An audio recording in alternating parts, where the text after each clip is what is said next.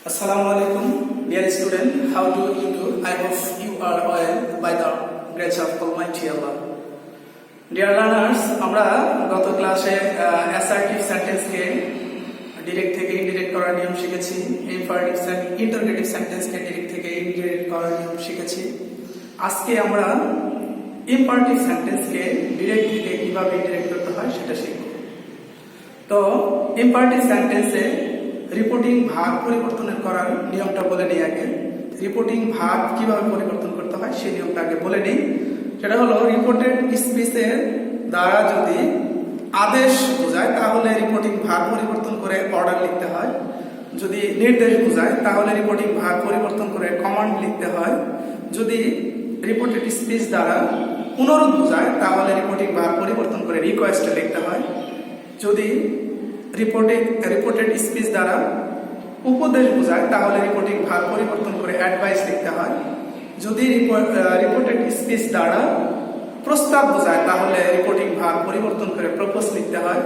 যদি reported speech দ্বারা নিষেধ বোঝায় তাহলে ফরবিড লিখতে হয়। এরপর ইনভার্টেড কমার পরিবর্তে সাধারণত টু ব্যবহার করতে হয়।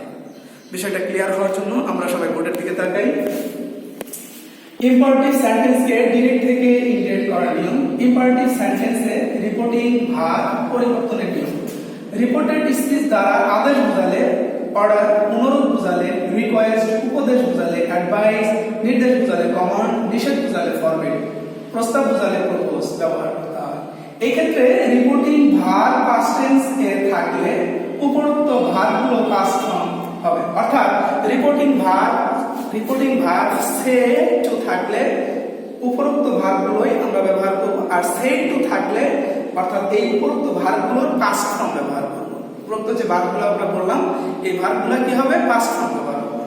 আর ইনভার্টেড কমার পরিবর্তে টু ব্যবহার হবে। বিষয়টা ক্লিয়ার হওয়ার জন্য আমরা এক্সাম্পলের দিকে তাকাই সবাই। হি সেড টু মি, সে আমাকে বলল, please give me a glass of water. এখানে রিপোর্টেড স্পিচ দ্বারা অনুরোধ বোঝাইছে, তাহলে রিপোর্টিং ভাগ সেড টু পরিবর্তে আমরা লিখব রিকোয়েস্টেড। কেননা এখানে সেড টু বা রিপোর্টিং ভাগটা পাস্ট টেন্স আছে, অতএব রিকোয়েস্টেড পাস্ট ফর্ম হচ্ছে রিকোয়েস্টেড। তাহলে আমরা কি লিখব? He requested me. ইনভার্টেড কমার পরিবর্তে টু। এরপর রিপোর্টেড স্পিচের ভাগ আছে কি? গিভ। ব্যবহার করলাম গিভ।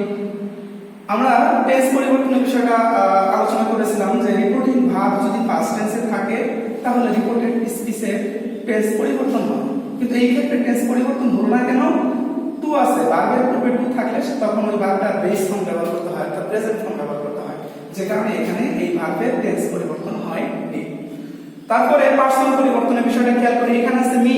আমি বলছি যে রিপোর্টেড স্পিচে সাবজেক্ট ফার্স্ট পারসন থাকলে রিপোর্টিং ভার্বের সাবজেক্ট অনুসারে পরিবর্তন হয়। এখানে সাবজেক্ট আছে হি, আর এখানে আছে মিটা হচ্ছে অবজেক্টিভ ফর্ম।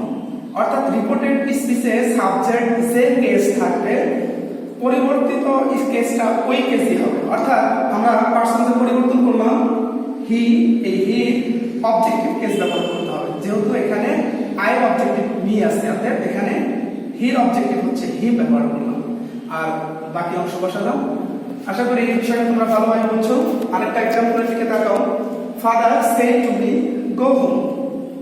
এইখানে রিপোর্টেড স্পিচ দ্বারা আদেশ বোঝাইছে, বাবা মাকে আদেশ করছে তুমি বাড়ি যাও। তাহলে এখানে সেড টু পরিবর্তে লিখবো order. Father order me, inverted কমার পরিবর্তে টু, তারপরে ভার্বের বেস ফর্ম গো হোম। আশা করি এক্সাম্পল ভিত্তিক ইম্পারেটিভ সেন্টেন্সকে ডিরেক্ট করার যে নিয়মটা তোমরা ভালোভাবে বুঝতে পারছো।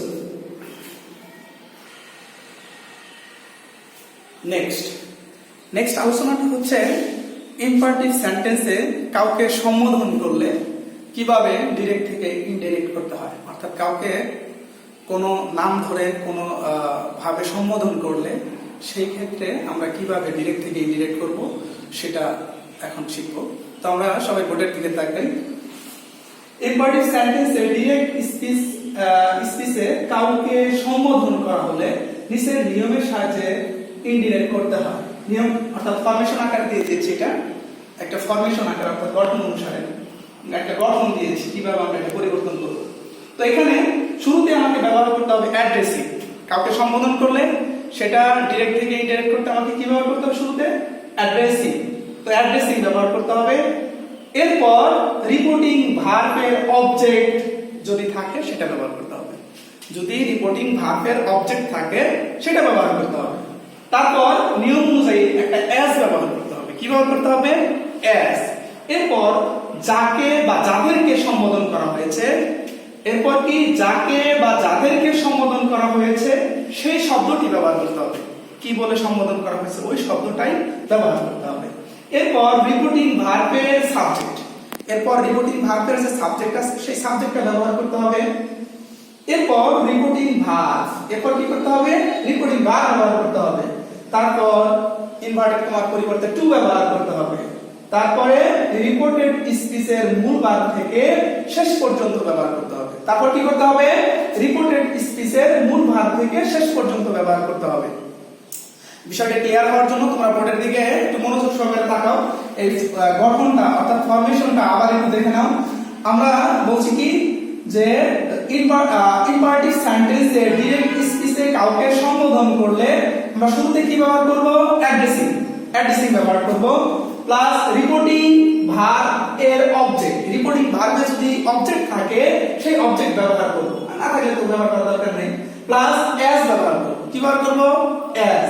প্লাস যাকে বা যাদেরকে সম্বোধন করা হয়েছে সেই শব্দটি ব্যবহার করব।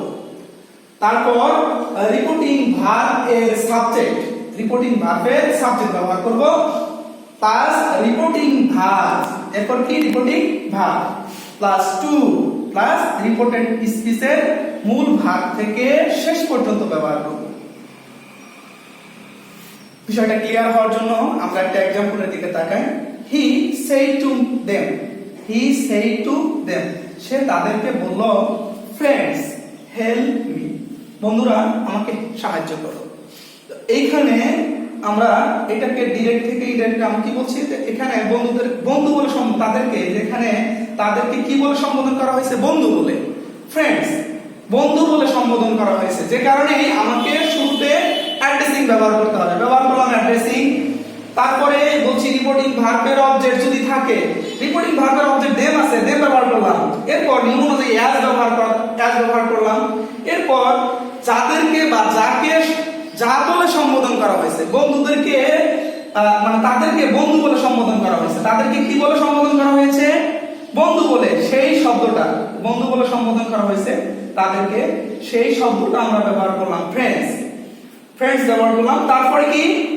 এরপর হচ্ছে রিপোর্টিং ভার্বের সাবজেক্ট, রিপোর্টিং ভার্বের সাবজেক্ট হচ্ছে হি, হি ব্যবহার করলাম।